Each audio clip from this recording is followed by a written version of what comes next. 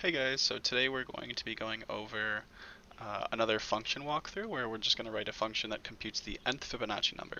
So we get a brief introduction to the Fibonacci sequence here in the problem statement, so let's go ahead and look at that real quick. So we have that the Fibonacci sequence begins with two initial terms, 0 and 1, and then everything else after that is just a sum of the previous two Fibonacci numbers. So the Fibonacci number at the second index, if this is at the 0th, the first, would be 1, because 0 plus 1 is 1. So you have 0, 1, 1, 2, 3, 5, 8, 13, so on, 21, etc. Right, so we just want to write this function. If you want to know more about the Fibonacci sequence, then I would highly recommend it. It's very relevant in many fields of computer science, so you can go to Wikipedia. I'm sure there's probably something relating to it in the lecture, so go ahead and find all of those resources. As far as the lab goes, we just want to write a function that computes the nth Fibonacci number, right? So we get some number n that refers to a position in the Fibonacci sequence, and we just want to return the number at that index. And just as a catch-all, we have that any negative index values should return -1. So we get 7, then it returns 13. The nice thing about this is our main is already written for us. I mean, it's not too difficult, but we don't have to worry about any of this. All we have to do is write our function. Awesome. Oh yeah, important note here. So we don't want to use recursion. So if you are familiar with recursion, you might think that the most natural way to solve this problem would be to use it, and you would be correct. However, we're still kind of getting used to functions, and that's just not something we want to do right now. We want to use iteration to solve this problem. So okay, let's get right into this. So something I forgot to mention in the other Lab 5 video is generally when we write functions, we want to write headers for each function. We want to write a short description of what that function does, usually accompanied by the title of that function. So in this case, we're just trying to iteratively calculate the nth Fibonacci number. So a header might look as follows, right? So we have the Fibonacci function is just an iterative approach to the computation of the nth Fibonacci number. And more specifically, you want to have details about what the function returns. So you could say, you know, returns an integer representing the Fibonacci number at index n. But just a quick little note there on notation. This will serve you well in the future. Right, so we just have this parameter n. And so what we need to do is we need to handle our edge cases first, right? There's no reason to do a bunch of computations if we have a negative number, in which case we should just return -1. And then, so what do we know about our initial terms, right? So if we have Fibonacci number at index 0, I mean, look at our example sequence here. We already know the Fibonacci number at sequence 0 is 0. We already know that the Fibonacci number at index 1 is 1, right? And although we can technically figure out a lot of these by hard coding them, the only two that really make sense to do are the initial terms, right? Because these aren't recursively calculated like the rest of them.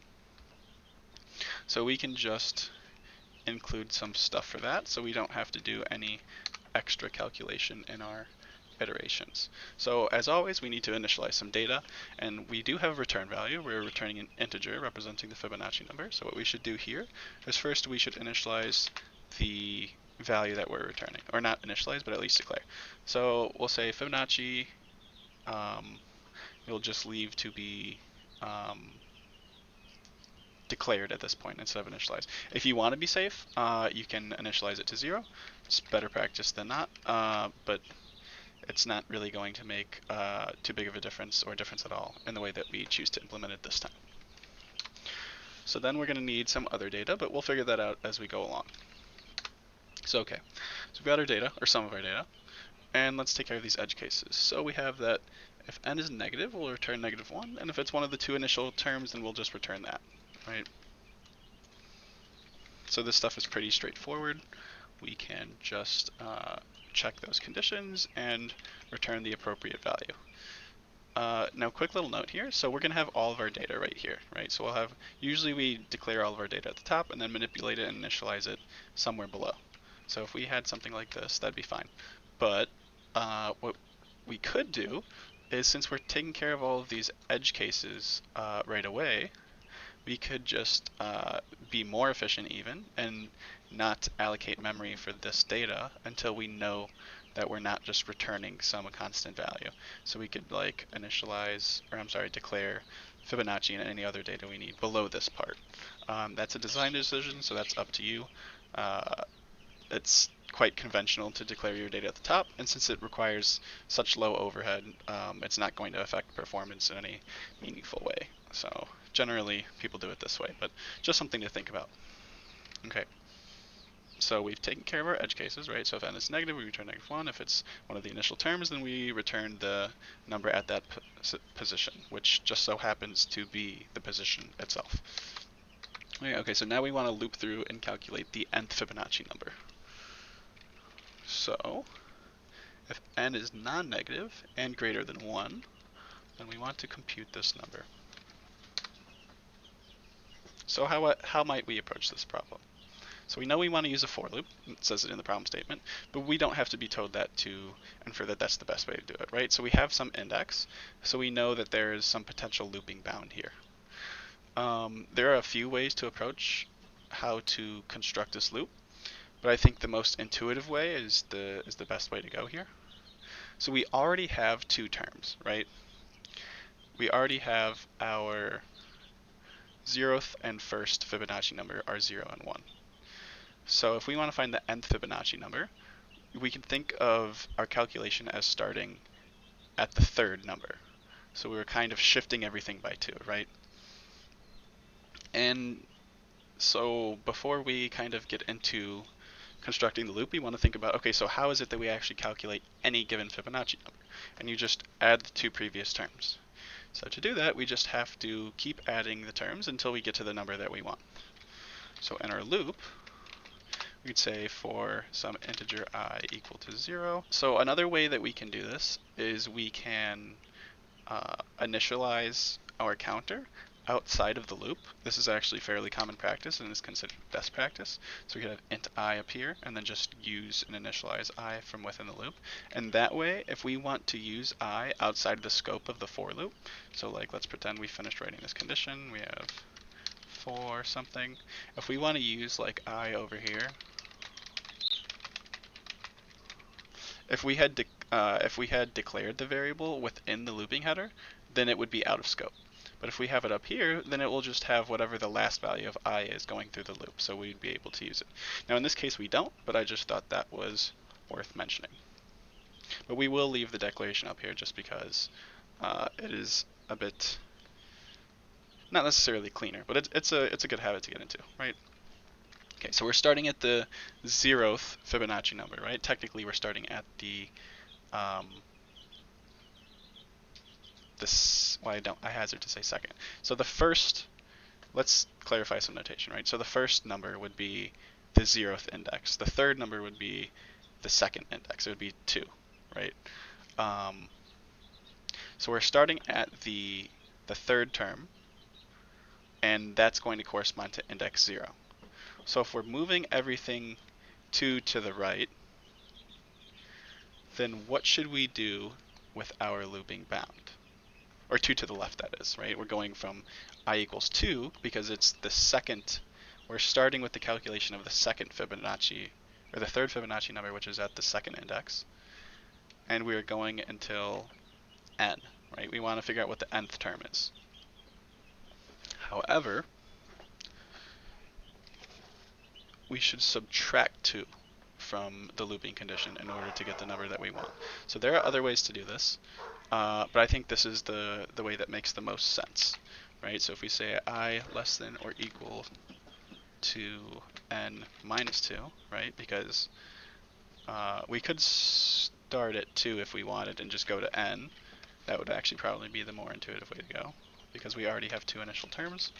And then we could say, okay, increase I, just like any normal for loop. Okay, cool. So how do we calculate our Fibonacci numbers? We add the 2 previous terms, and we already have the 2 initial terms. So let's declare some data to take care of that, right? So the identifiers are kind of a little weird here. You could say previous and before previous or last before last.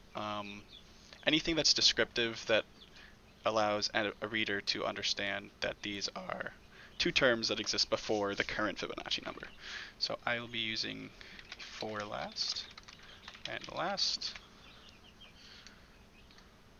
And so we already know that the first before last, right, the very first term is going to be 0.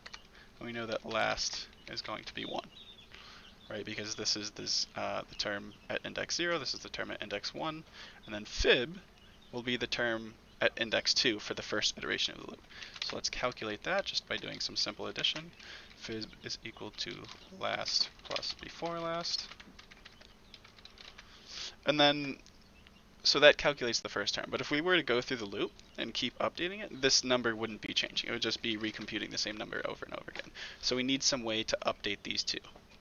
So what we could do is we could say, okay, if we want to calculate the next Fibonacci number, then we could say that last is equal to fib, and we could say that before last is equal to last. So that way we are just shifting, we're just shifting the terms of the Fibonacci sequence over. So let's demonstrate this visually. So if we have our Fibonacci sequence 0, 1, 1, 2, 3, 5, 8, 13, 21, etc. So let's kind of step through this and just verify that this makes sense. So before last is 0, last is 1, and then we enter starting at index 2. So we're starting at this term. We're going to say fib is equal to last plus before last, right? So 0 plus 1 is equal to the Fibonacci number at index 2. And this is our second index here, so we can verify that that is true. Right? And then you just keep going through. So we're going to say, okay, so fib is equal to last plus before last. So this Fibonacci number at index 2 is equal to this. And then we're going to update before the next iteration. So we're saying, okay, now before last is going to be equal to 1, and last is going to be equal to the next one. And then we are going to go to the loop, and now I will be 3. So now that we are at index 3, we are adding 1 plus 1 for fib, and then we will get 2. And then you can kind of see that this pattern will repeat. You'll just keep shifting over last and before last in order to calculate the correct Fibonacci number, and we will get what we are looking for here. Another note that I forgot to mention in the previous lab exercise for functions is that we can only return one value, right? So you can return an array of values, that is also possible, but we can't make two return statements. They will not both execute. So that's something to think about as we design our functions. And then of course, we want to return the nth Fibonacci number, so we will return fib. Awesome. So that's kind of all there is to it, guys. We're just taking care of some edge cases. Ooh, this formatting is not good, but we'll ignore that for now. So we're just taking care of some edge cases, then we are doing a simple iterative calculation, and we are returning our value there.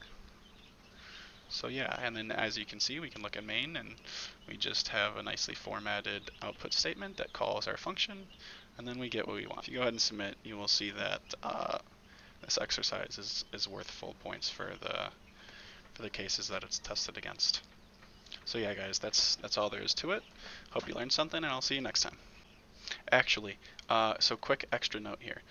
So generally, when we're making if statements like this, or any if statements in general, we want to include our explicit scoping, right? So until you are very, very sure about how scope works and stuff like that, always write your if statements, your for loops, your while loops like this with the very explicit scope.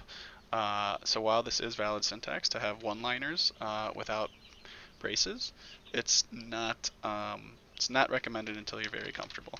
And then what we can do to make this more compact is we can just put it on the same line. So this makes it readable, but again, don't do this until you are very comfortable with how the scoping of branching works.